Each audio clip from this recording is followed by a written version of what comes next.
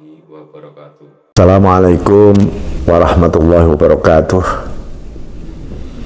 Bismillahirrahmanirrahim. Alhamdulillahirabbil alamin. Wa bihi nasta'inu ala umurid dunya waddin. Allahumma shalli ala sayyidina Muhammadin abdika wa nabiyyika wa rasulika nabil ummi wa ala alihi wa sahbihi wa sallim tasliman biqadri 'azamati dzalika fi kulli waqtin wa hin, amma ba'd. Mari kita mengulas kembali ngaji bersama-sama kita kajian kitab Al-Hikam yang berseri, dan kita memasuki bab mengenai urgennya soal adab sebenarnya. Kalau kemarin ini kita ini dihadirkan dengan agar kita ini tidak terjebak pada suasana istidraj, justru puncak dari istidraj itu ketika kita kehilangan adab, ya, kehilangan adab di hadapan Allah, di hadapan Rasulullah, di hadapan para kekasih-kekasih para walinya Allah, di hadapan para ulama yang soleh, ulama billah, di hadapan para guru-guru, di hadapan para sesama kawan, di hadapan seluruh makhluk.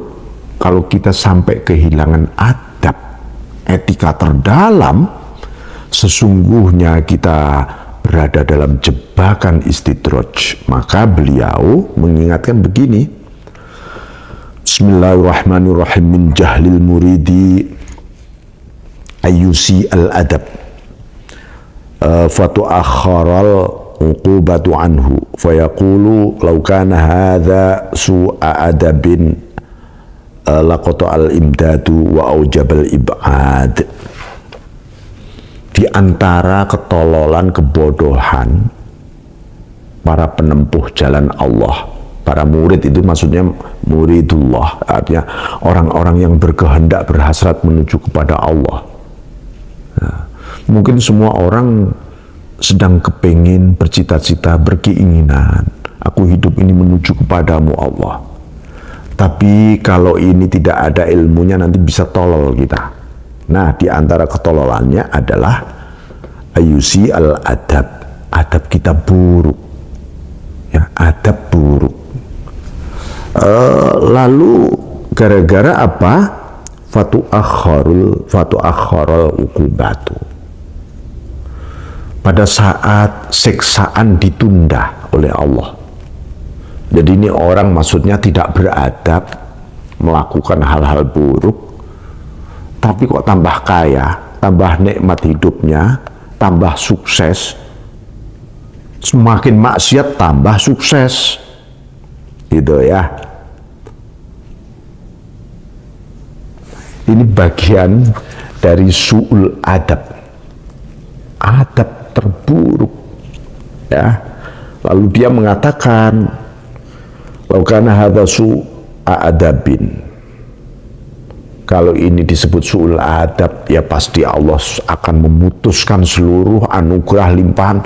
Toh nih buktinya aku sukses, rezeki gampang, sekali berdoa langsung terjadi. Apa yang saya angan-angan muncul besok atau muncul segera. Enggak taunya dia memelihara su'ul adab, bersembunyi di balik cover, di balik bungkus kata-kata bahwa seandainya Allah memang menyiksaku, pasti aku tidak akan seperti ini. Mungkin aku akan dilempar di tengah-tengah bencana sana.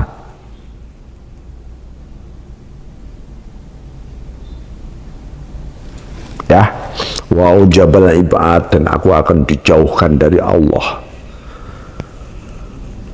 Faqad yaqta'ul madad anhu min haitsu la yash'ur. Jadi kadang-kadang Allah itu memutus anugerah-anugerahnya kepada hamba-hambanya yang su'ul adab ini. Tapi dia nggak tahu kalau diputus anugerahnya. Musuh hidupnya bahagia, senang-senang aja. Dia sedang terseksa sebenarnya ini orang. Banyak nggak orang kira-kira begitu? Banyak.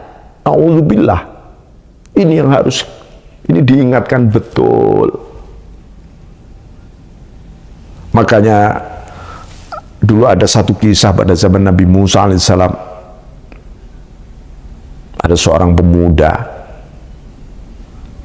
Kebetulan pemuda ini pengusaha sukses, tapi dia ini ibadah nggak pernah, maksiat oke. Dan dengan sombongnya mengatakan, mana buktinya Tuhan menyiksa aku? Aku ini maksiat ya biasa-biasa saja, tambah sukses usahaku.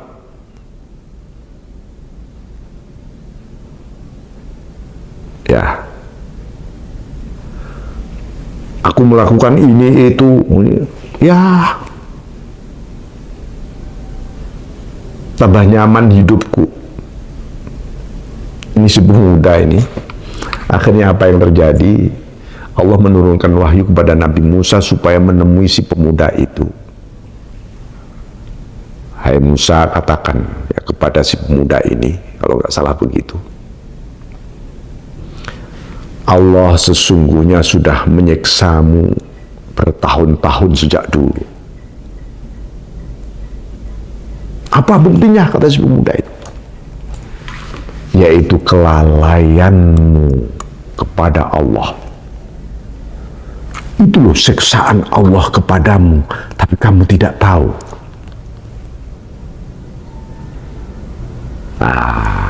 Ini namanya puncak istidraj. Seseorang merasa tidak disiksa oleh Allah, padahal ini soal oleh Allah ditunda saja siksaan. Bisa ditunda, nggak tahu di dunia, atau besok baru disiksa betul-betul di akhirat. Tapi fakta, esensi siksaan, hakikat siksaan sudah langsung terjadi, yaitu kelalaian, su'ul adab. Itu siksaan. Bismillahirrahmanirrahim. Walau lam yakun illa man al mazid. Kalau toh pun tidak diberi anugerah oleh Allah bentuk siksaannya, dia terhalang untuk bertambah kualitas jiwanya, imannya, ya. Usia kita tambah, ilmu kita tambah. Mungkin jumlah ibadah kita tambah, ikhlasnya nggak tambah, syukurnya nggak tambah, sabarnya nggak tambah, ridhonya nggak tambah. Itu siksaan.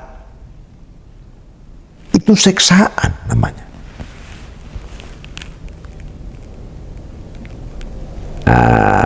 Walau lam yakun waqad yuqamu maqamal bu'di wa huwa la yadri, waqad yuqamu maqamal bu'di wa huwa la yadri. Dia sedang dijauhkan dari Allah dan dia tidak tahu. Jauh dari Allah itu siksaan. Tidak ada siksaan di dunia ini yang lebih mengerikan dibanding jauh dari Allah, lalu membuat kita tidak kenal Allah lama-lama. Ini neraka paling dalam, mengerikan. Ya.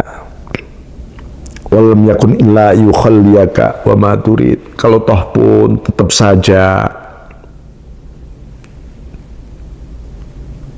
dia tidak bertambah imannya, tidak bertambah kedekatannya, tidak tambah istiqomahnya, dan seluruh akhlak-akhlak baiknya, adab bagusnya.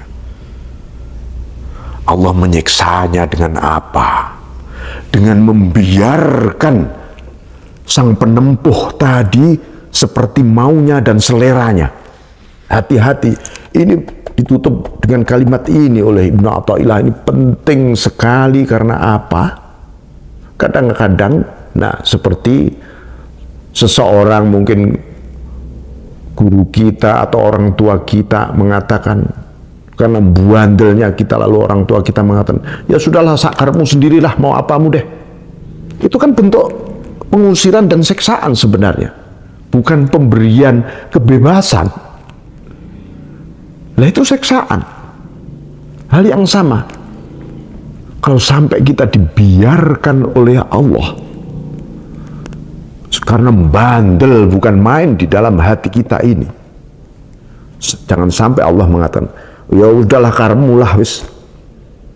Seksaan lu ya. Kalau sampai Allah mengatakan, ya sudahlah karemu lah, semaumu deh.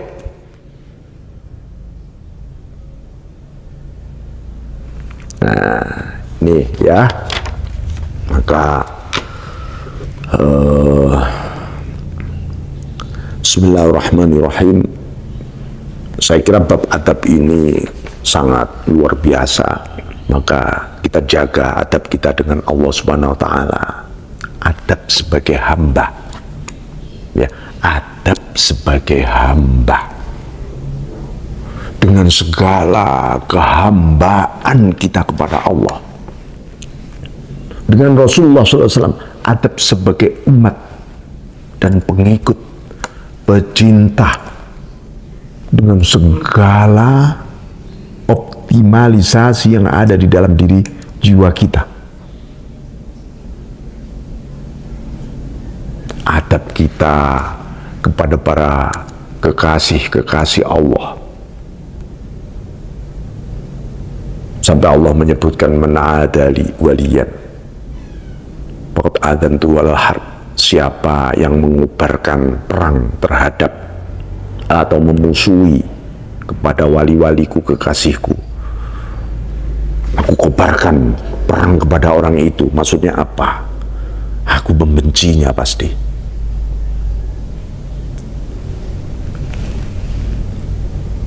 Kalau Allah, mari kita cintai kekasih-kekasih Allah, dan kita cintai segala apapun yang dicintai oleh Allah.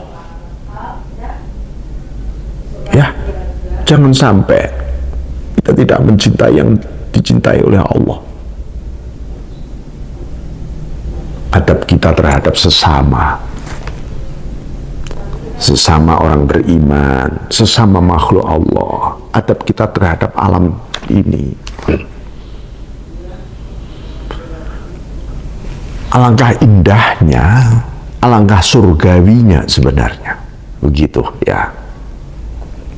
Apa yang kita jalani saat ini manakala kita menyadari adab sebenarnya dengan Tuhan kita, dengan nabinya, dengan kekasihnya, dengan orang-orang yang mengajari kita, dengan orang-orang sesama beriman kepada dia dan kepada semua makhluknya.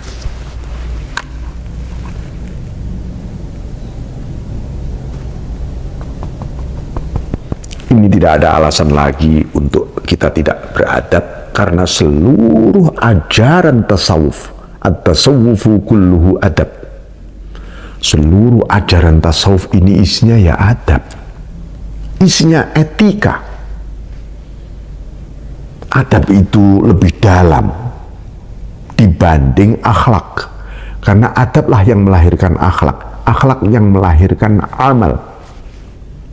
Kalau adab kita bagus, akhlak kita bagus, amaliyah kita bagus. Adab kita buruk, akhlak kita buruk, amal kita buruk. Adab. Karena itu jangan sampai kita berada di dalam sebuah cover yang kelihatan, wah ini bagus nih adabnya, nggak taunya busuk di dalam sini. Ini yang disebut munafik. Munafik itu sampai dimasukkan ke neraka paling dalam oleh Allah. Ini karena apa? Karena dia tahu ini benar, dia langgar. Dia tahu kita ini mestinya harus beriman.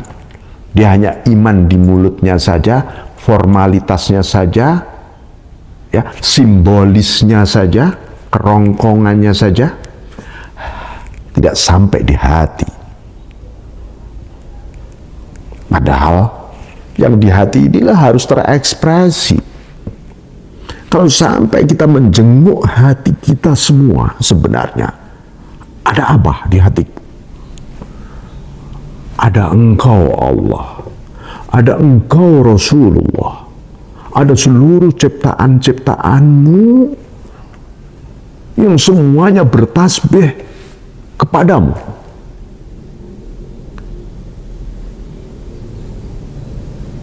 Nah, lalu kita akan berkata di dalam hati kita, hai hati, kenapa sebandel itu kamu?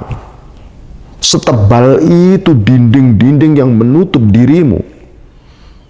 Sampai engkau nggak kenal Tuhanmu, nggak kenal nabinya, nggak kenal kekasih-kekasihnya, nggak kenal hamba-hambanya, dan bahkan kamu mulai tidak kenal dengan siapa dirimu sendiri.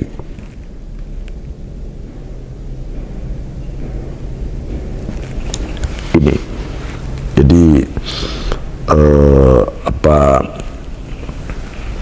inilah nanti di belakang disebutkan oleh Ibnu Athaillah Sakandari betapa seringnya banyak orang menganggap yang disebut kasih sayang Allah itu sesuatu yang lembut, yang ramah, yang asik, yang senyum-senyum, yang serba terpenuhi, baru kalian menyebut, wah ini kelembutan dan kasih sayang Tuhan. Begitu gagal, begitu kesandung, terkena penyakit, cobaan, orang mengatakan, kayaknya Tuhan sedang tidak berpihak kepadaku, Tuhan belum sayang kepadaku, atau Tuhan tidak sayang kepadaku. Ini adalah cara kita memahami kasih sayang yang salah dan sangat-sangat picik dan dangkal. Ini artinya kita sedang tidak faham dengan Allah. Padahal itu semua juga cara Allah mencintai, menyayangi kita.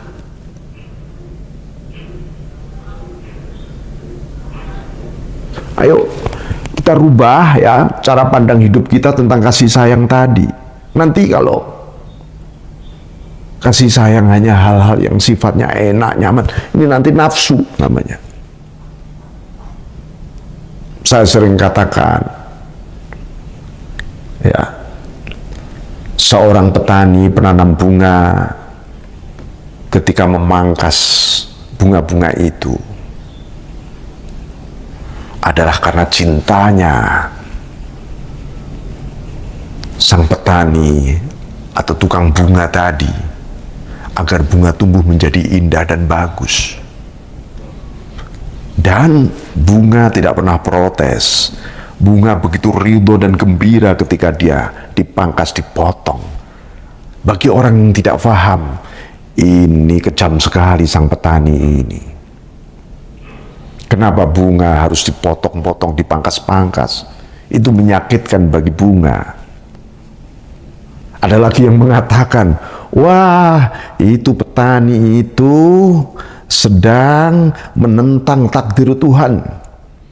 Kenapa takdirnya pohon itu kan ya tumbuh kembang, kenapa harus dipangkas-pangkas segala? Ini karena kebodohan orang memahami takdir, memahami cinta dan kasih sayang. Dan lalu dia kehilangan adab tadi. Ya, saya kira itu, dan apa kiat-kiat ya yang agar kita ini terus bisa menjaga adab. Satu, kita harus i'timad tetap ya. Tetap menggantungkan, mengandalkan, berpijak semuanya kepada Allah Subhanahu wa taala. Dengan kita memohon pertolongan kepada Dia, mengharap kepada Dia, dan tekad menuju kepada Dia dengan penuh cinta sebagaimana semua yang dicintai oleh Dia. Satu itu. Yang kedua, harus husnudzon kita kepada Allah. Baik sangka. orang yang curiga, apalagi buruk sangka kepada Allah. Ini adalah bentuk su'ul adab yang sadis dalam diri kita. Kita nggak punya adab betul kepada Allah. Orang yang kemudian suka protes kepada Tuhan. Doa beda dengan protes, ya. Doa berarti Anda percaya kepada Allah yang Anda minta, tempat Anda meminta. Habis berdoa, serahkan seluruh keinginan Anda kepada Allah. Jangan kemudian digedor-gedor lagi setiap hari. Mana Tuhan? Kok belum Tuhan? Kok belum Tuhan? Ini namanya kita sedang tidak rela. Sedang tidak rela. Kita ini juga nggak ngerti kebutuhan besok kita ini apa secara fisik loh ya, apalagi secara rohani. Yang tahu adalah yang menciptakan kita. Maka kita harus bergantung terus, bersandar terus, memohon terus. Biar Allah yang memilihkan jalan-jalannya.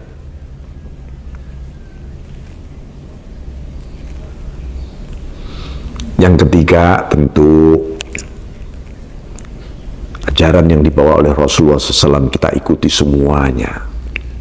Tindakan, ucapan, dan seterusnya. Itu. Lalu hati kita terus menerus dalam situasi enak, nggak enak, tetap kembali kepada Allah. Jangan kembali kepada makhluk. Ya, nanti kalau kembali kepada makhluk, kita mulai diam-diam menepiskan Tuhan. Tuhan ini usahaku loh. Ini kalau nggak karena aku, kalau tidak karena temanku atau orang yang membackingi aku di belakangku, nggak bakal ini sukses. Jangan sampai. Kita sedang membangun berhala namanya di dalam hati kita ini. Ya, kita berbanyak bersyukur, bersabar, mengembalikan semuanya kepada Allah. Saya kira itu, saudara sekalian, semoga ini manfaat besar bagi kita semuanya. Wa'afu minkum wallahu muwaffiq ila aqwamit thariq. Assalamualaikum warahmatullahi wabarakatuh.